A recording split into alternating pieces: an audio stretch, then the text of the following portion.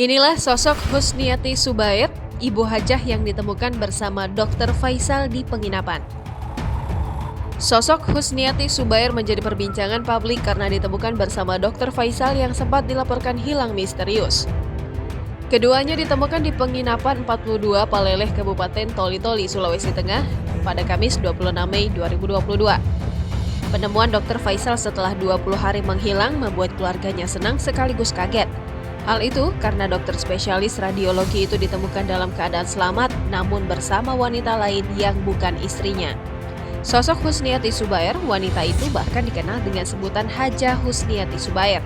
Ia merupakan warga desa Sidodadi, Kecamatan Wonomulyo, Kabupaten Polewali Mandar, Sulawesi Barat. Wanita tersebut berprofesi sebagai ibu rumah tangga.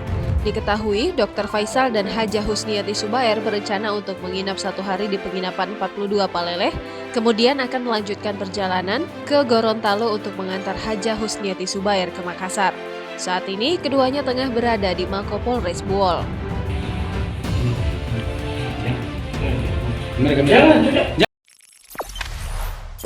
Jangan lupa subscribe, share, komen, dan like ya.